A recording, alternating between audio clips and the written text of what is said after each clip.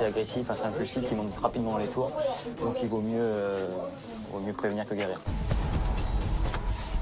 Un réseau de trafiquants de cannabis démantelé au cœur d'un village. Le trafic de drogue, justement, atteint de plus en plus les campagnes, ou des endroits où c'est beaucoup plus calme pour eux. Mais le trafic de drogue n'est pas le seul fléau. On part faire des constatations sur un cambriolage. Il y a un coffre-fort, regardez, un petit coffre en mur. Souvent, les cambriolages sont assez propres. C'est-à-dire qu'ils vident du tiroir, c'est retourné sur les lits. Et après, c'est bon, quoi, c'est fini, quoi. Là, ils se sont fait plaisir, les enfants. Dans la commune voisine, c'est Madame le maire qui est victime d'un corbeau. En plus, tu sais que je suis pas une cata. Oh bah non, non, ça... Pour être vulgaire, ils s'emmerdent et puis ils emmerdent le monde. Aujourd'hui, à la campagne, les gendarmes doivent être prêts à faire face à toutes les situations. S'il y a ouverture du feu, les gars, aucun risque. On y va, on tape. S'il y a un problème, on embarque. Non, doucement. Attends, Pierrot. On est capable de se battre aussi, nous. Et jusqu'à la mort aussi. Nous avons suivi les gendarmes de l'Oise, le chef Johan, l'adjudant De Cagny et le gendarme Gaylor. Nous les avons équipés de petites caméras. Ils nous emmènent au cœur de l'urgence.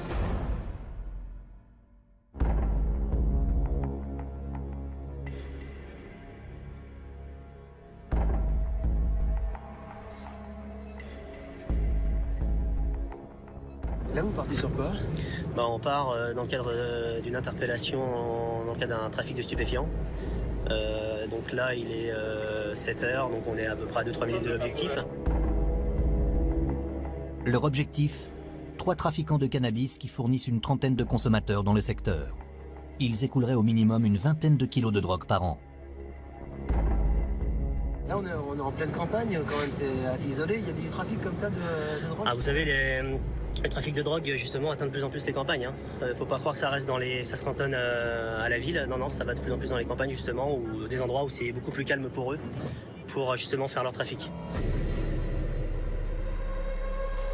Les trafiquants ont la réputation d'être dangereux, alors les enquêteurs ont demandé l'appui musclé des super gendarmes du PSIG, le peloton de surveillance et d'intervention de la gendarmerie. Les spécialistes des interventions à haut risque. L'effet de surprise doit être total. Il faut cueillir les trafiquants au saut du lit et les empêcher de se débarrasser de la drogue.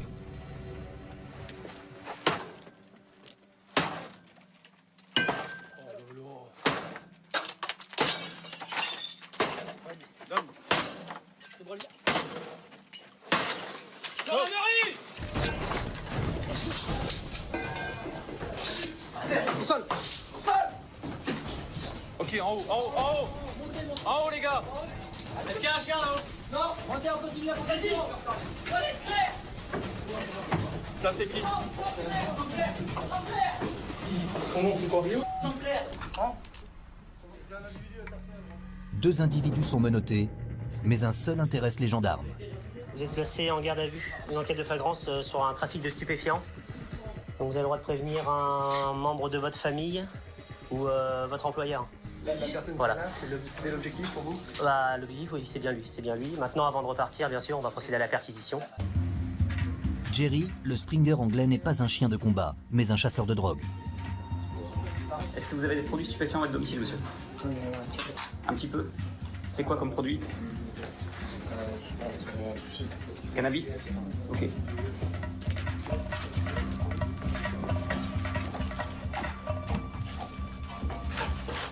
Le chien, c'est indispensable dans ces opérations? Alors oui, le chien trouve, on va dire, nous on va trouver au niveau visuel, etc. Lui, vraiment, il est là pour trouver la matière stupéfiante.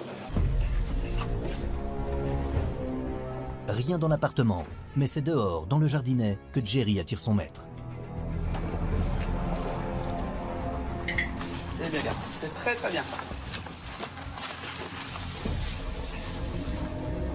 Donc on vous fait voir ce qu'on a trouvé, hein? Son flair ne l'a pas trompé. Plusieurs savonnettes de résine de cannabis qui représentent 7 000 € à la revente. Combien? Là, franchement, presque 1 kilo, je pense. Je pense. Facile, hein.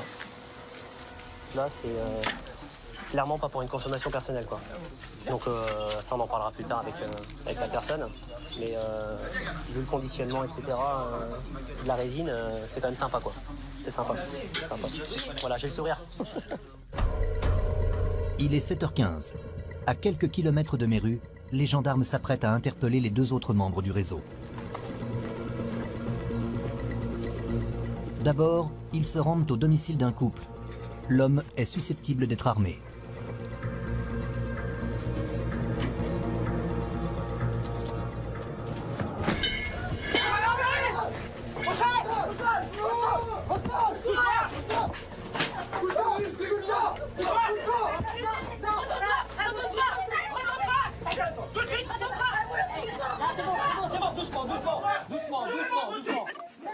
Sur le vent!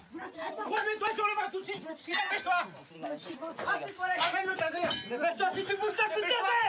T'as compris? Sors tes bras! Sors tes bras, tu vas le taser! Sors tes bras! Tais-toi. Il y a un individu menotté. C'est bon pour les objectifs. Bon, le monsieur est assez virulent, mais on le connaît, hein, donc on sait comment il réagit. Asseyez-vous. Vous avez abusé, je reconnais toutes vos têtes, vous inquiétez pas, voilà. Vous avez abusé. Moi, je veux jouer à quoi là? C'est un monsieur assez agressif, assez impulsif, qui monte rapidement dans les tours, donc il vaut mieux prévenir que guérir. Il est 6h45. Je vous place en garde à vue pour effet de trafic de stupéfiants. N'importe quoi. Vous me dites je sais pas quoi, trafic de stupéfiants, et vous prenez comme ça? Vous êtes sérieux là? Les gendarmes doivent fouiller toute la maison. Très vite, ils trouvent ce qui les intéresse. 1 puis 2 plaquettes de cannabis, 2000 € à la revente. Elle était posée sur le blouson et la deuxième savonnette complète était située... Bilan 2 savonnettes de résine de cannabis. Vous attendez à plus ou pas? Non, c'est déjà pas mal. C'est déjà pas mal parce que c'est quelqu'un qui est assez méfiant. Donc c'est déjà pas mal de trouver 2 plaquettes. Habituellement, il s'arrange pour cacher ça dans un autre appartement ou chez un ami. Donc là, trouver 2 savonnettes, sachant qu'il est bien impliqué dans le réseau, c'est déjà pas mal. Au même moment, à quelques rues de là, le dernier objectif est un père de famille soupçonné d'être le convoyeur du réseau. Problème délicat pour les forces de l'ordre, il y a des enfants dans la maison.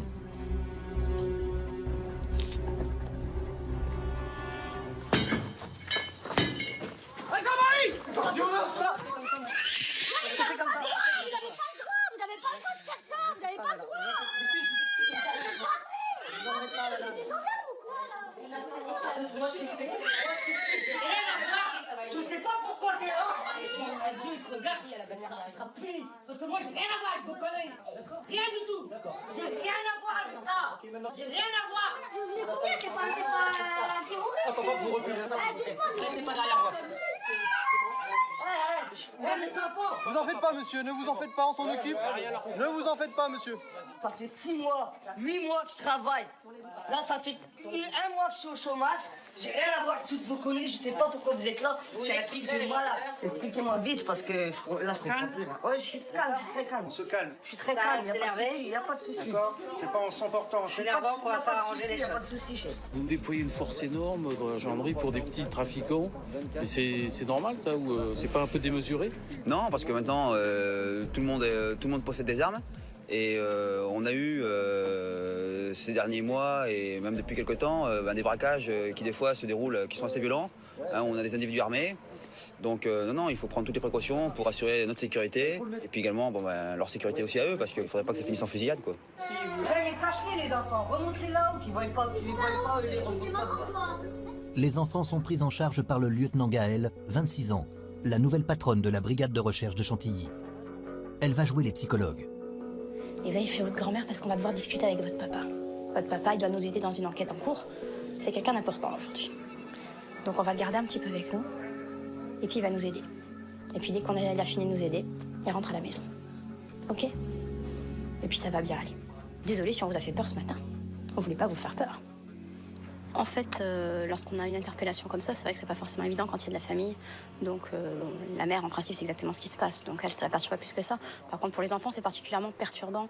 Et bon, c'est pas notre but à nous de venir perturber les enfants. Là, les enfants étaient en panique, c'était important de les isoler, de les rassurer et de leur permettre de repartir sans qu'ils aient à s'inquiéter pour leur papa, parce que naturellement, ils vont s'inquiéter pour leur papa.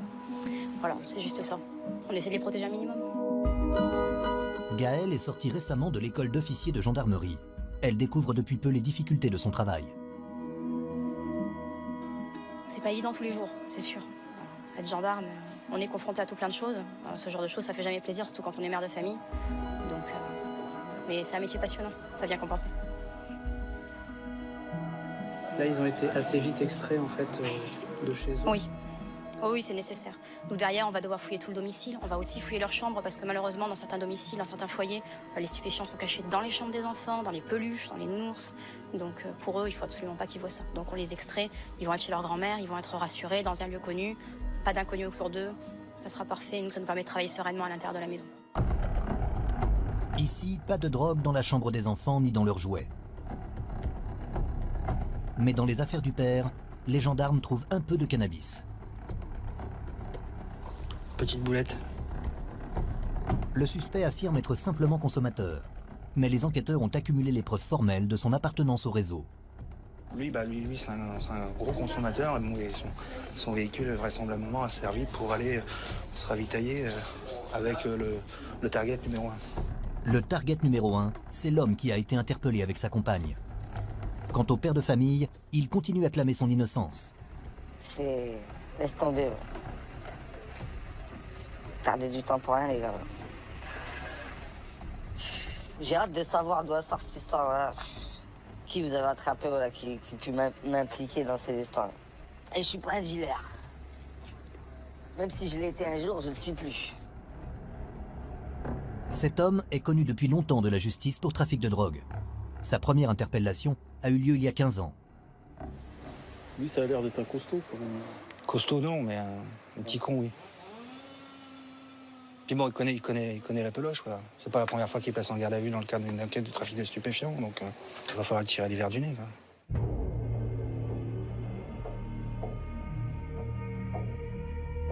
Le suspect risque gros, car la justice ne plaisante pas avec les trafiquants, surtout lorsqu'ils sont récidivistes. Là, vous avez quand même un peu peur de retrouver... On a peur?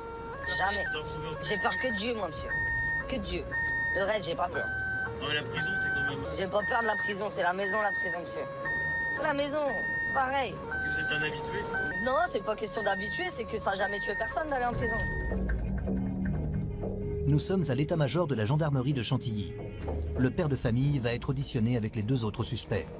En matière de stupéfiants, les gardes à vue peuvent durer 96 heures. L'homme interpellé avec sa fiancée est entendu en premier. Des éléments qu'on a, cet individu serait la tête d'un petit réseau qu'il a mis en place dans nos campagnes, et en l'occurrence dans la campagne de notre secteur. C'est souvent des barrettes de 10 euros, 20 euros qu'il vend, et c'est un petit commerce qui marche bien. Bon, c'est pas un énorme trafic, mais c'est un trafic qui fait quand même mal sur notre secteur. Son système de défense est simple. Il aurait trouvé les 2 plaquettes de cannabis dans la rue. Donc ça, c'est les 2 pains que vous avez trouvés.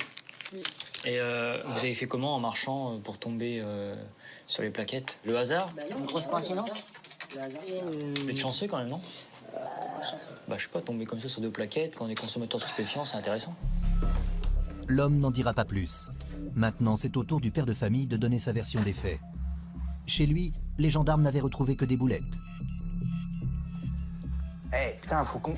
essaie de comprendre que c'est dans ton intérêt. Dès que je vends des 10 kilos par mois, et foutez-moi au ballon, arrêtez-moi. J'ai jamais dit ça. Ce qu'on veut, d'accord, c'est que tu reconnais ta participation dans le cadre de cette enquête. Participation de quoi? Je suis un simple consommateur. Mais là, attends, c'est pas fini. C'est l'histoire de gamin, ça me fait rire. Ouais, c'est pas une histoire de gamin. On est quand même dans un trafic de stupéfiants. L'ampleur du trafic, tout ça, je sais rien et je veux rien savoir. Dans 24 heures, ces présumés trafiquants devront s'expliquer devant les magistrats et seront jugés en comparution immédiate. À quelques kilomètres de Senlis, Cire-les-Mélos. La campagne à 60 km de Paris. 3500 habitants qui travaillent pour la plupart à la capitale. Chaque jour, une dizaine de maisons sont cambriolées dans le département de l'Oise. Des faits divers qui font les choux gras de la presse locale et qui donnent pas mal de travail aux 8 gendarmes de la petite brigade de Cire-les-Mélos. Qu'est-ce qui se passe, messieurs, là? On part faire des constatations sur un cambriolage. On connaît pas encore le montant du préjudice, mais bon, on sait que la maison a été entièrement fouillée. Donc on va aller voir ça. Et alors, dans le coin, il y a beaucoup de cambriolages? Régulièrement, et un petit peu trop d'ailleurs. Mais bon. On essaie d'endiguer le phénomène. Parce que bon, bah, malheureusement, ils ont toujours une longueur d'avance. Le cambriolage a eu lieu il y a moins d'1 heure. Les propriétaires, une famille d'origine asiatique, est implantée dans le village depuis plus de 30 ans. Bonjour monsieur, gendarme de Caen, gendarme ici à Mélo. Bonjour. Bonjour. Ils tiennent un bar tabac. Alors, expliquez-moi un petit peu. Bah voilà, c'est ma femme, elle a quitté la maison à 10h30, 10h, entre 10h30 et 11h. Bah, il rentre 3h après-midi, moins quart, bah, il rentre. Il arrive, il a rayé la voiture. D'ailleurs, il voit une bouteille de whisky par terre. Il dit, ah, il y a eu quelque chose. Il va voir la porte, il n'y a rien touché. Il va rentrer par derrière. Bah, la porte était ouverte. D'accord, tout est par ouvert, derrière. après, l'intérieur était tout broyé, quoi. Il y a un coffre-fort, regardez, un petit coffre en mur. Il a réussi de démonter la porte, le coffre-fort. Et dans le coffre, il y avait? Il y a les bijoux, un peu l'argent liquide.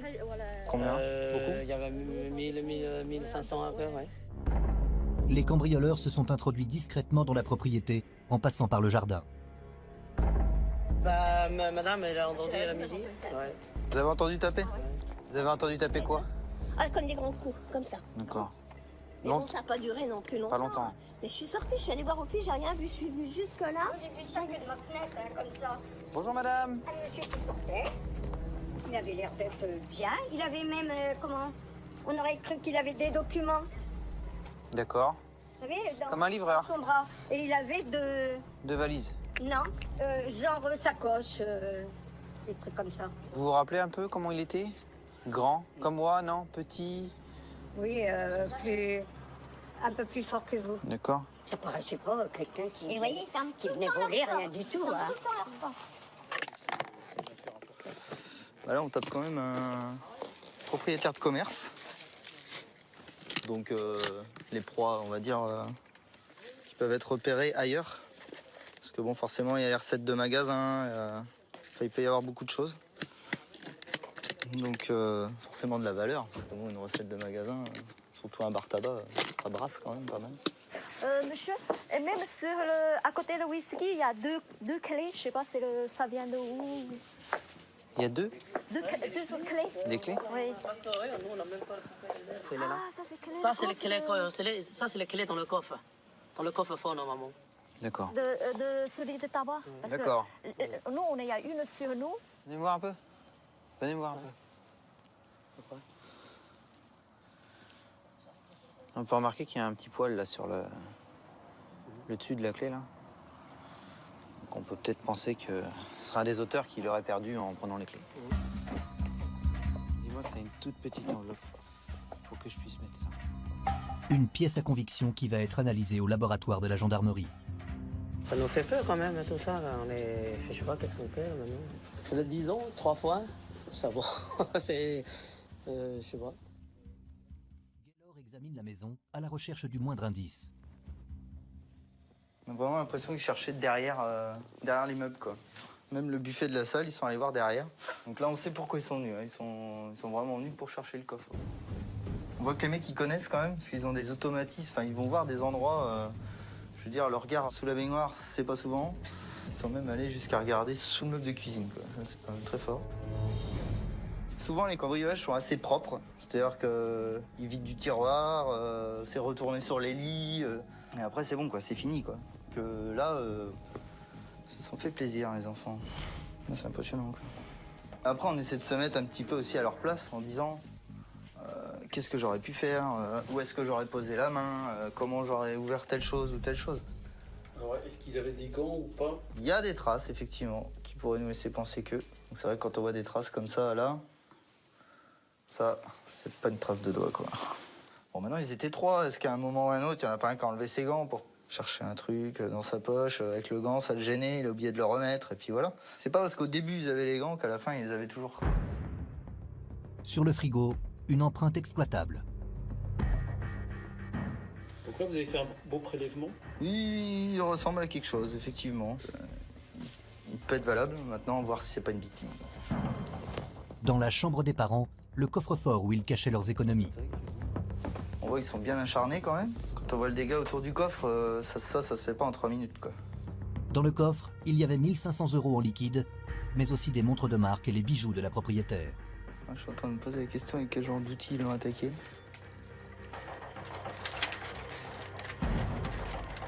la porte du coffre va elle aussi être analysée. Sans l'effort, hein. Parce que bon, même dans votre cuisine, vous regardez, ils vont même fouiller dessous, quoi. Vous croyez en planquer l'argent dans ce dessous? Bah, ça se fait. Donc comme quoi, ils connaissent bien leur truc. Parce que même moi, je ne savais pas et je l'ai su à un cambriolage il y a quelques mois.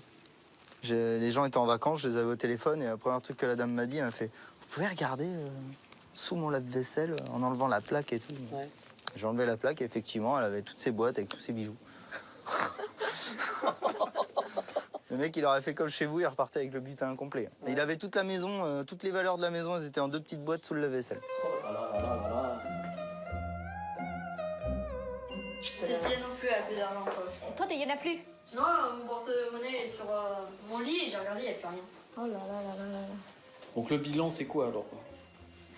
Quelques traces, une porte qui nous dira ce qu'elle voudra bien nous dire, et un gros préjudice, quoi. Un préjudice de 15 000 € au total et des heures de rangement en perspective pour les propriétaires. Bon courage à vous quand même. Et puis même cette nuit, hein, n'hésitez pas, on a des patrouilles dehors. Hein. Ouais. Donc si vous avez peur, si vous entendez du bruit, si vous voyez un truc particulier, n'hésitez pas à appeler. Hein. On est là pour ça. Gaylor va envoyer les pièces à conviction à l'Institut de recherche criminelle de la gendarmerie. Des traces ADN seront-elles retrouvées? Résultat dans plusieurs semaines. En fin de journée, 36 heures après leur arrestation, les 3 trafiquants de drogue présumés sont jugés en comparution immédiate. Bien, l'audience est ouverte, asseyez-vous. Ils risquent 10 années de prison. Alors, est-ce que vous acceptez d'être jugé immédiatement ou pas? Ou est-ce que vous voulez un report de l'audience pour organiser votre défense? Non. Vous souhaitez être jugé immédiatement? Oui, Monsieur le Président. Bien. Les suspects désirent être fixés rapidement sur leur sort. Mais leur avocat demande la parole. Je n'ai pas eu le temps matériel d'étudier le dossier, Monsieur le Président, donc il faut au moins que je prenne connaissance de la procédure. Donc je considère que vous n'êtes pas en état aujourd'hui d'assister sereinement et utilement vos clients. Je vais ordonner le renvoi donc, de cette affaire.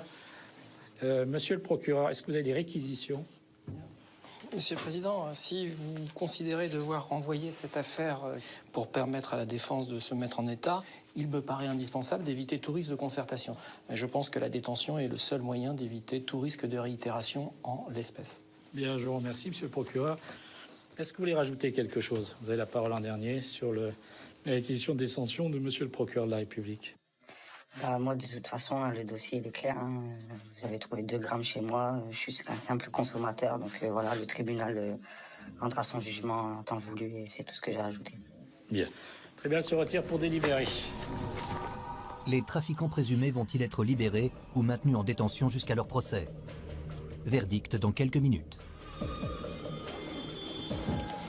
Allez, l'audience reprend. Asseyez-vous.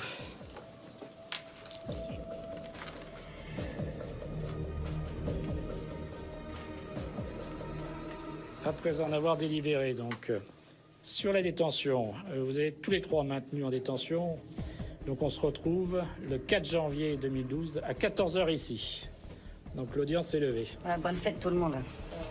Les 3 hommes passeront Noël derrière les barreaux.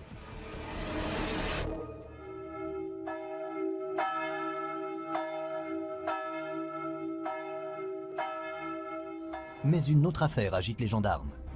2 agressions avec violence ont été commises ces 2 dernières nuits par une bande de jeunes voyous. Les enquêteurs prennent l'affaire au sérieux. Ce matin, 2 personnes viennent déposer plainte. Ils ont formellement reconnu un des agresseurs. C'est l'adjudant de Cagny qui dirige l'enquête.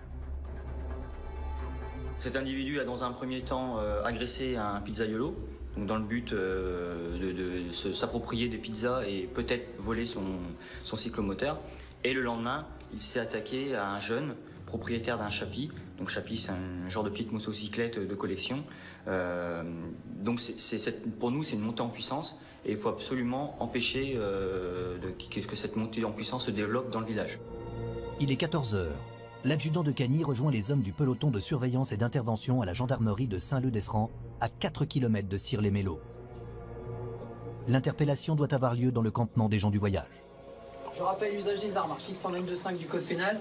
S'il y a ouverture du feu, parce qu'on est quand même dans un milieu de gens du voyage, s'il y a ouverture du feu, les gars, aucun risque. D'accord? Pensez à vous protéger avec le terrain. Ok, mission pour vous, c'est reconnaître la caravane qui est adjacente au chalet en dur. D'accord? Apparemment, ça serait la caravane de... Vous, c'est votre objectif. L'homme recherché est un multirécidiviste. Il doit être interpellé dans la caravane où il vit avec femme et enfants. La cellule qui interpelle direct dans le transit. Vous cherchez pas, vous prenez le gars et vous vous barrez avec. S'il y a outrage, rébellion, on interpelle, il y aura outrage et rébellion. On n'est pas là pour enfiler des perles. D'accord, la force c'est nous, la puissance c'est nous. Donc on y va, on tape, s'il y a un problème, on embarque. En avant. 15 gendarmes sont engagés pour tenter de mettre fin aux agissements de cet individu. Mais rien ne va se passer comme prévu. Oui, allô? Sérieux? Ok. Putain, il y a un mangeur qui est devant Sierre. L'homme qu'il partait interpeller serait en fait devant la gendarmerie de Cire-les-Mélos en compagnie d'un groupe de personnes. Ouais, ils sont combien devant? Ils sont 4? Tu leur dis qu'on arrive, tu ouvres pas la porte, tu leur dis qu'on arrive. Ça marche? Ils sont tous devant la brigade. Ils sont tous devant la brigade. Apparemment, ils sont chiants, quoi. C'est pour ça, là, il faut redispatcher le dispositif, là. La moitié de l'effectif continue sa route vers Boran-sur-Oise pour perquisitionner dans le camp des Gitans. L'adjudant de Cagny, lui, et une unité du PSIG décident de foncer à la gendarmerie de Cire-les-Mélos pour interpeller l'individu recherché. Ce sont des gens qui peuvent être dangereux, qui ont un gros casier judiciaire. C'est des personnes qui sont très bien connues de la justice, c'est des multirécidivistes, et c'est des personnes qui ont un tempérament très impulsif. Et on ne sait jamais quel comportement ils vont avoir. 10 minutes plus tard, l'adjudant de Cagny et ses hommes arrivent devant la gendarmerie.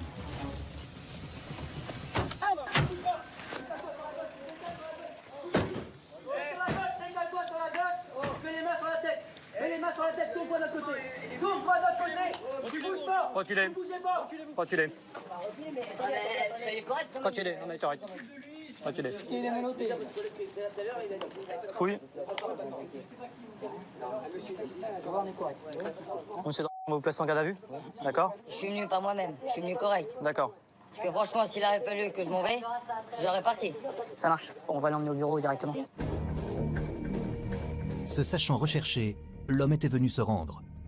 À la gendarmerie, la situation est sous contrôle. Mais à Boran-sur-Oise, dans le camp des gens du voyage où a lieu la perquisition, la tension monte. Faut que vous partiez rapidos à Boran, y a plein de monde, ça pue. Prends tes gars et allez-y vite fait. Les hommes du peloton d'intervention repartent en urgence vers le camp des gens du voyage.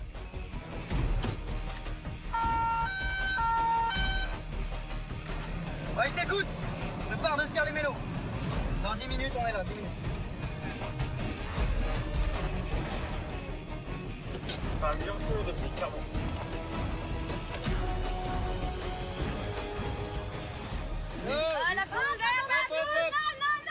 Non, mais il sait pas conduire, lui. La camionnette de gendarmerie un peu trop avancée dans le jardin met le feu aux poudres. Moi, je serais pas d'accord là. Ah non, non, là, je serais pas d'accord là. Hein. Ben, par contre, ça, vous allez l'entendre, mais je vous le dis. Hein.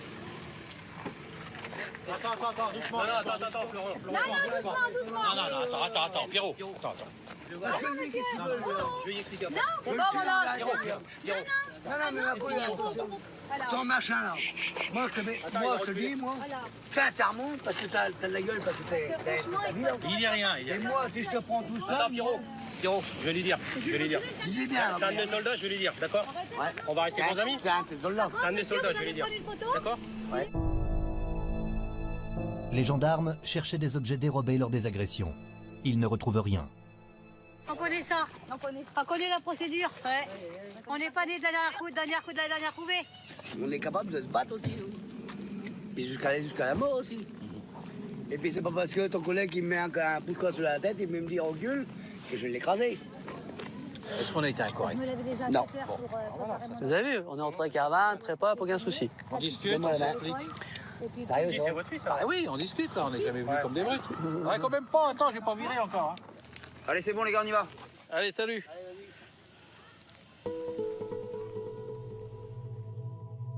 Retour à Cire-les-Mélos. L'auteur présumé des agressions, interpellé devant la gendarmerie, est placé en garde à vue.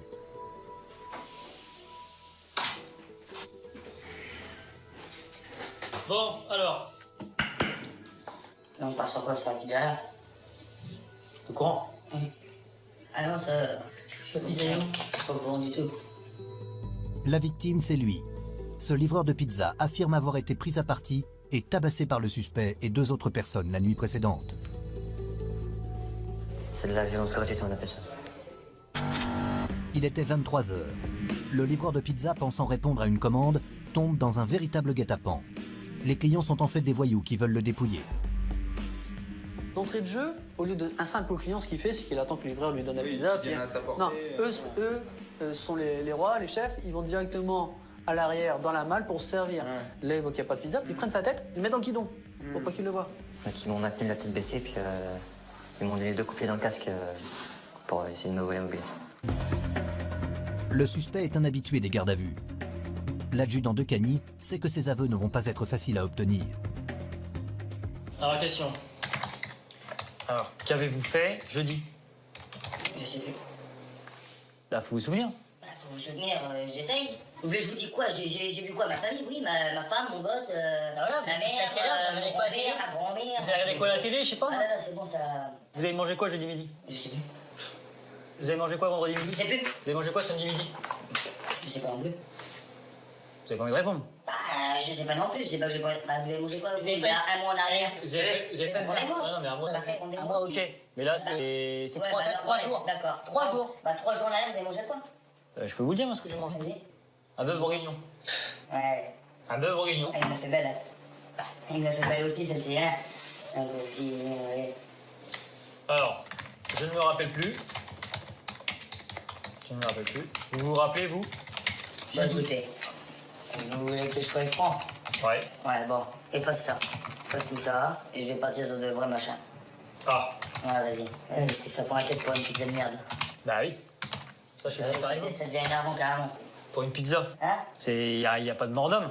Voilà, on l'a appelé, on lui a dit, écoute, il nous faut 2 ou 3 pizzas. Ramène-les, il les ramené, il est arrivé, on a fouillé dans la boîte, on a regardé s'il y avait des pizzas, il n'y a pas de pizza. On est parti. Donc, qui était présent lorsque vous avez passé cette commande? On était 3. L'homme n'en dira pas plus. Il nie avoir porté des coups au livreur et refuse de donner le nom de ses complices. Mais dans le village, tout le monde se connaît. La victime a identifié parfaitement les 2 autres agresseurs. Vous savez qui sont les auteurs? Oui, je les connais, ouais. C'est qui? C'est 3 jeunes de la ville. Vous les avez reconnus sur photo, ouais. Ouais. Vous êtes sûr que c'est eux? Oui, c'est eux. Les gendarmes partent donc interpeller les 2 complices présumés à leur domicile. Le premier se promène avec son petit frère. C'est comment votre nom, monsieur? On a besoin de vous voir. Vous habitez loin d'ici ou pas? Juste là. Juste là. Donc on va raccompagner votre petit frère avec vous. Et après, on va vous placer en garde à vue. D'accord? 11h35. Vous savez pourquoi on a besoin de vous voir, monsieur, ou pas? Non, du tout. Une petite idée? Non, bah non, même pas du tout. Vous n'avez pas fait de bêtises ces derniers temps? Bah non. Il y a du monde chez vous ou pas? Il y a la mère. Votre mère, c'est tout? Bonjour madame. Bonjour. On est ici chez vous puisqu'on a besoin d'auditionner votre fils dans le cadre d'une procédure pour vol avec 2 circonstances aggravantes qui sont la réunion, reste habillé pour l'instant, la réunion et la violence. C'est une tentative de vol sur un livreur de pizza. D'accord? Donc votre fils est placé en garde à vue donc à partir de 11h35, le moment où on l'a contrôlé dans la rue. Quelques rues plus loin, l'adjudant de Cagny se rend au domicile du 2e complice présumé. Il n'y a pas un interphone? Là. Ah.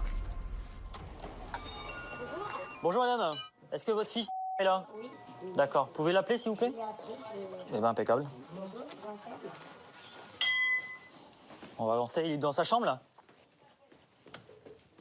En arrivant dans la chambre, les narines de l'adjudant sont mises en alerte. Vous étiez en train de fumer pour les stupéfiants ou quoi? Non, du tout, je me réveille. Ah bon? Ça sent pas le produit stupéfiant, hein? Regardez, il y a un peu d'herbe partout encore, là. C'est pas de l'herbe, c'est des feuilles d'arbre. Ah, de la feuille d'arbre. Ah, on va commencer bien ensemble, déjà, là. Des feuilles d'arbre. Un noisetier, peut-être? Non, je sais pas, je vous prends pour un imbécile aussi. Bon, monsieur, on va vous placer en garde à vue pour des faits de vol. De vol? Tentative de vol avec violence. La mère du jeune homme ne s'attendait pas à une pareille visite. J'ai entendu pour agression de Pizza Yellow, je sais pas quoi, non? Tu l'as fait ou tu l'as pas fait? J'ai pas fait l'agression, qu'est-ce que tu me racontes là? Qu'est-ce que je vais aller agresser un mec que j'habite tout le temps dans sa ville? Rendez-vous. Difficile pour une mère de réaliser que son fils va peut-être partir en prison. Ça sert à vous énerver, madame, hein? Non, mais je sais, mais c'est ma manière à moi de me détendre de temps en temps. Ouais, c'est peut-être pas un exemple pour votre fils aussi, quoi. C'est évident, mais enfin, je le fais Alors pas tous les jours devant D'accord, lui. s'il a rien à voir dans l'affaire, il va s'expliquer. Donc je vous explique simplement. D'accord. Je suis chez moi, j'ai le droit. Bonne journée, madame. C'est moi. Merci. À présent, les 3 auteurs supposés sont en garde à vue. Les gendarmes ont appelé la victime afin qu'elle les identifie formellement, comme le veut la procédure, derrière une glace sans teint. On va commencer, comme je disais tout à l'heure. Vous vous inquiétez pas. Dans quel état d'esprit vous vous trouvez là? Ça va? Ça va, ouais. C'est correct? Ouais. Vous les connaissez, vous avez dit? Ouais, je les connais. Ouais. Donc là, n'ayez pas peur. Vous êtes derrière une minute sans teint. D'accord? Ils ne vous voient pas. Donc vous pouvez prendre votre temps. Si c'est vous dites si c'est pas affirmatif, c'est pas affirmatif. Hein. Nous, on veut votre déclaration et pas vous influencer. D'accord? On y va.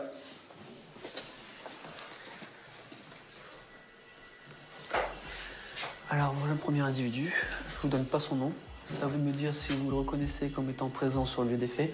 Donc il était sur les lieux. Oui. Il m'a donné 2 coups dans le casque. C'est là que vous êtes tombé? C'est là que je suis tombé, ouais. Alors vous étiez en cyclomoteur? Ouais. Donc là, vous êtes catégorique? Ouais, c'est sûr. Interrogé, le jeune homme avoue la tentative de vol. Va-t-il aussi reconnaître les violences physiques contre le livreur? Le livreur de pizza vous accuse de lui avoir donné des coups de pied dans son casque, alors qu'un second individu lui tenait la tête dans le bidon. Et je dois déclarer. Je ne l'ai pas touché une seule. Il n'y a pas eu d'agression. Le deuxième suspect, quant à lui, nie farouchement toute implication dans l'affaire. Au début, quand les deux étaient sur la route, lui était dans la voiture. Après, il est revenu après pour tirer la mobilette. Ah d'accord, donc il a quand même essayé de tirer la mobilette avec les autres. Ouais. D'accord, donc il a participé activement au fait. Ouais. D'accord. Non seulement ce jeune homme est désigné par la victime, mais il est également mis en cause par ses propres complices. Pourtant, il persiste à nier. Vous n'avez pas l'impression d'être de mauvaise foi là, sur ce coup-là? Bah non, je vous dis, je lui ai rien fait au livreur. Vous n'avez rien fait, tout le monde vous accuse. Écoutez, tout le monde m'accuse, je vous dis, j'ai rien fait. Peut-être qu'il s'est fait agresser, je suis d'accord. Mais est-ce qu'il y a de preuve là que c'est moi? Moi, j'étais pas là. Vous êtes à Boran-sur-Oise, hein. Faut arrêter de vous croire dans une zone. À Boran-sur-Oise. À Boran-sur-Oise, tout le monde se connaît. Voilà, c'est là où je veux en venir. Il n'y a que 10 habitants, il n'y a que dalle. Virez votre nom là, parce que le côté, ça commence à me plaire. Donc, vous y étiez pas? D'accord. Ça va faire rire le procureur de la République, je peux vous le dire. Ça par contre, ça va... Bon, ok. Allez, stop. On arrête le sketch, ça ne sert à rien. Le suspect numéro 1 passe en 3e position. C'est lui qui est soupçonné d'être l'auteur principal de l'agression. Alors cet individu, dans les faits, donc sa participation? Donc il m'a maintenu la tête baissée dans le guidon. Après il m'a dit si tu ne ramènes pas les pizzas, je te pense. D'accord, c'est lui qui vous a dit ça? Ouais, c'est lui. Très bien. Ouais. Identifié formellement par la victime, le suspect numéro 1 refuse pourtant de reconnaître sa culpabilité. Un gars qui te reconnaît, le gars il dit c'est lui, et t'es dedans. Un doute, ça peut arriver. Hein. Qu'est-ce qu'il a à perdre le pizzaiolo à dire c'est lui? Bah, qu'est-ce qu'il a à perdre? Écoutez, qu'est-ce que j'en sais? Qu'est-ce qu'il a gagné? De toute manière, dès qu'on est né, on est déjà suivi par la justice. Tous les gens du voyage. Ah si. En prison, il n'y a pas que des... Ça, c'est sûr. Il y en a quelques-uns, mais ils sont pas tous là-bas. Parce qu'il y en a beaucoup des malins. Hier, quand j'ai couru après la vie. Allez. Go. Les 3 suspects vont passer la nuit au frais, en cellule. Ils seront présentés le lendemain devant le procureur de la République.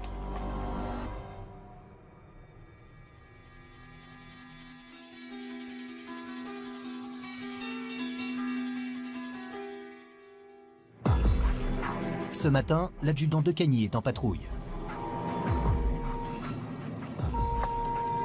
02. Ah, c'est Sierra. Ouais, sur écoute, transmettez. Oui, de Contentir, j'aurais besoin que tu te rendes sur la commune de Balagny-sur-Terrain. Balagny-sur-Terrain. Et dégradations par inscription ont été commises sur place.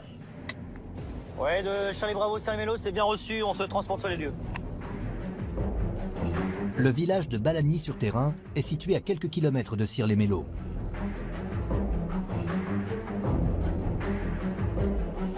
C'est le début du week-end. La plupart des habitants sont encore à la maison. Il n'y a personne, il n'y a rien, samedi matin. Ah oui, même les voyous. Ils dorment des dégradations qu'ils ont commis pendant la nuit du vendredi. Alors c'est où que ça a été dégradé, je vois? On fait le tour là-bas, hein. Tiens, non? L'UMP, ah ouais, voilà, c'est ça. Ouais. Rémar. Salope. C'est marqué. Ouais. On va prendre directement attache avec la mairie ou on constate déjà? Oh, on peut déjà faire des photos? On va constater parce que... Ouais. Des insultes qui visent les forces de l'ordre, mais aussi la maire de la commune, Madame Brémard.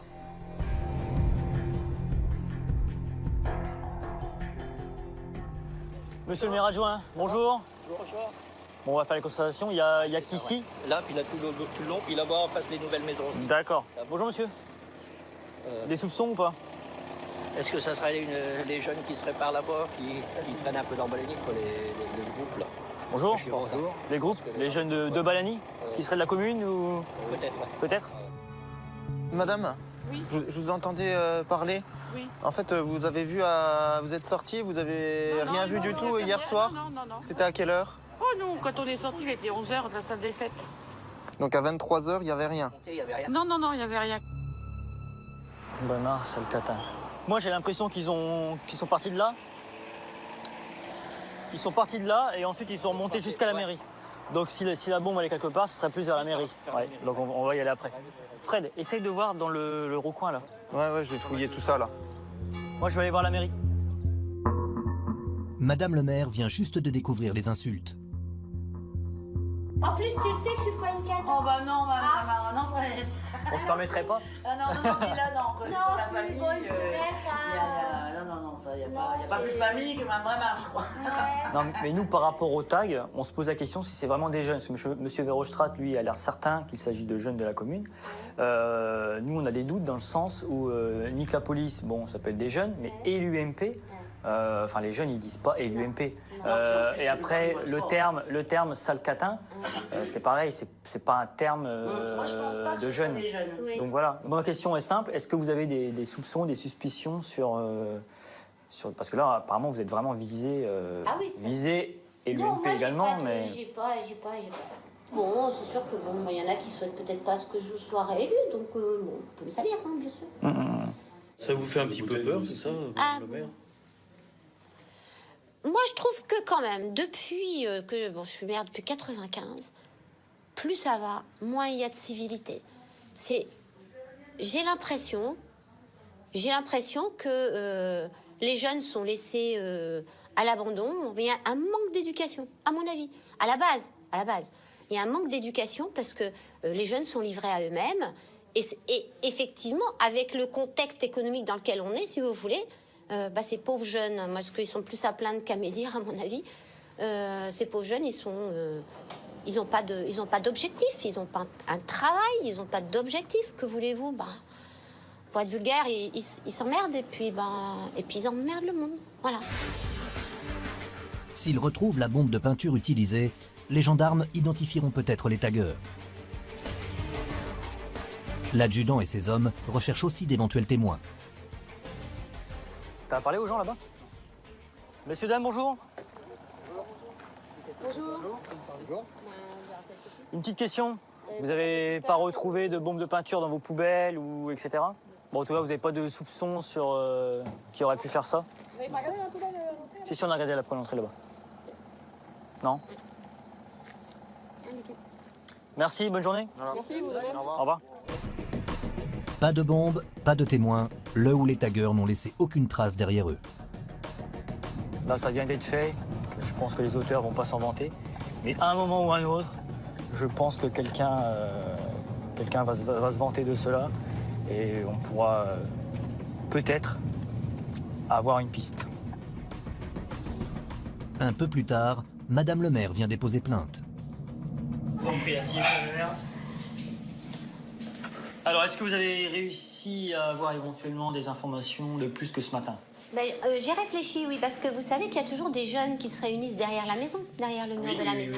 Et c'est les voisins un petit peu plus haut qui entendent la musique. Une fois, on vous avait appelé, vous êtes intervenu, et vous étiez à peine partis qu'ils ont recommencé en chantant une chanson me concernant avec des mots très... Virulents et à votre encontre.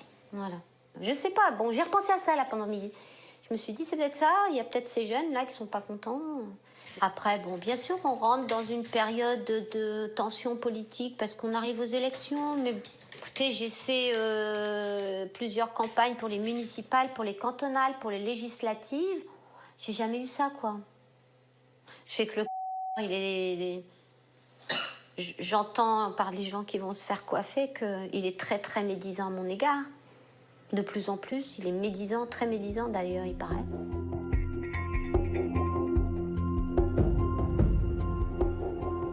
Ouais, c'est méchant, mon mari, il est pas content. Dire ça de toi, il m'a dit ça franchement, il est vraiment très touché et ça l'attriste beaucoup.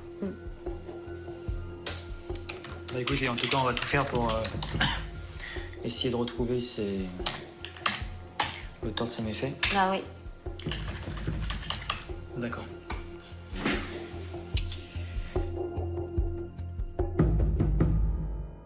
En fin de journée, les 3 complices soupçonnés d'avoir agressé le livreur de pizza sont présentés devant la procureure. Bonjour monsieur. Bonjour, adjoint de Camille de Samuel. Bonjour, bonjour.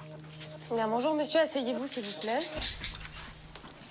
Vous êtes de nationalité française, vous savez lire, écrire le français? Pas beaucoup écrire, pas beaucoup lire. D'accord. Donc pour récapituler monsieur, ce qu'on vous reproche, ce sont 2 faits qui ont été commis le 14 et le 15 octobre. Donc c'est des faits qui sont graves monsieur, puisque ce sont des faits qui sont punis de 7 ans d'emprisonnement. Et je rappelle quand même qu'il y a 2 faits, le jour et le lendemain. C'est un petit peu inquiétant quand même sur le risque de renouvellement monsieur. Hein? Qu'est-ce que vous en pensez? Bah, juste que... Voilà, j'ai un enfant, j'ai une femme. Oui, mais alors ça, monsieur, le fait que vous ayez une famille, ça n'a pas de rapport avec ce qu'on vous reproche. Je regrette maintenant, je regrette.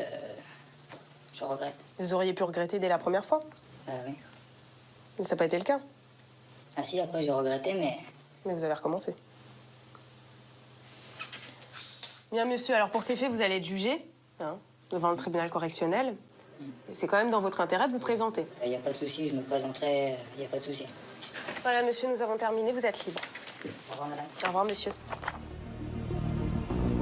Les 2 autres agresseurs présumés sont présentés pour la première fois devant la procureure. Moi, si j'ai décidé de vous voir aujourd'hui, c'est parce que j'estime qu'on est sur des faits graves. Vous repartez avec un papier, c'est pas juste un bout de papier, c'est une convocation devant le tribunal correctionnel. Sous-entendu, il serait très malvenu de se retrouver à nouveau en garde à vue pour des nouveaux faits, alors que vous êtes d'ores et déjà convoqué devant le tribunal correctionnel pour des faits, je l'ai déjà indiqué, qui ne sont pas anodins. D'accord, monsieur? Au revoir, monsieur. Au revoir.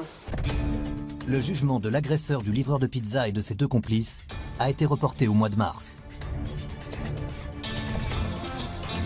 À Balagny-sur-Thérain, les taggeurs n'ont toujours pas été retrouvés. Les victimes du cambriolage se sont équipées d'une alarme. Ils attendent les résultats de l'enquête de gendarmerie. Quant aux 3 individus